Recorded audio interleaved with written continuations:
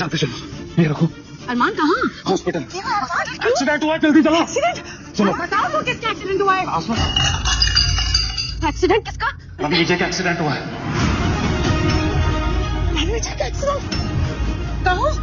कैसे हो गया अरमान? आसमा, हमारे पास टाइम नहीं है, प्लीज जल्दी चलो। चलो।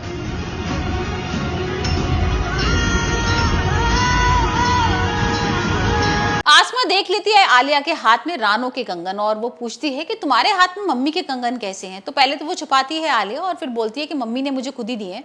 और फिर वो बताती है कि भाई रणविजय का रिश्ता लेकर आई थी, वो साथ में हम गए थे और यहाँ पर ये शगुन के तौर पर उन्होंने मुझे कंगन दिए। यहाँ पर आसमा गुस्सा हो जाती है और बोलती है कि मम्मी को ऐसा नहीं करना चाहिए था। यहाँ पर जो आलिया होती है वो कहती है अगर तुम्हें लगता है गलत है तो मैं कंगन वापस कर देती हूँ। तो ये चीज आसमा बोलती है कि भाई ये चीज ना तुम्हें अपनी मम्मी से पूछनी चाहिए थी कि उन्होंने ऐसा क्यों किया है।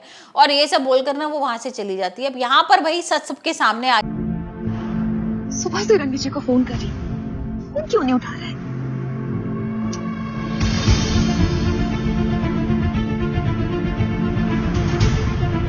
जिसके बारे में तू भी पहले से ही जानती है, उस बारे में तू और क्या जानना चाहती है? घर पे सबको पता चलने के बाद अब में मेरे और रणविजय का जो रिश्ता है, हमने तो पहले ही खिलाफ थे इस रिश्ते के। अब इसमें नया क्या है? और मुझसे तो तब भी नाराज थे, अब तो होना ही था, लेकिन फिर भी मैं तुम दोनों के साथ हूँ। हमने देख ही लिया है कि जो पेपर्स थे जिसमें लिखा था कि भाई रानो रणविजय की माँ है, असली माँ है। ये पेपर जो होता है अनाथ आश्रम का वो सुखी के हाथ लग जाता है और सुखी सारे घर वालों को बता देता है कि देखो भाई ये सच है।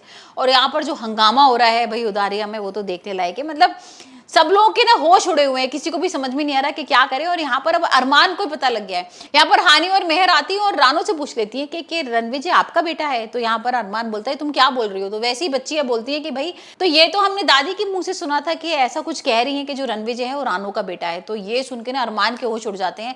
और घर वालों को तो पता ही है लेकिन अरमान को नहीं पता होता है। भाई अब अरमान को जब पता लगेगा तो कैसे संभालेगी आसमा? क्या वो रणविजय को अपनाएगा या फिर रणविजय को और कहीं दूर कर देगा? क्योंकि भाई अब यहाँ पर आलिया और रणविजय का कनेक्शन भी हो गया है ना, और यहाँ घर वालों को पता ही है। तो अब यहाँ कोई भी नहीं चाहता है कि आलिया से भी कोई मतलब रखे रणविजय और घर से भी कोई मतलब रखे।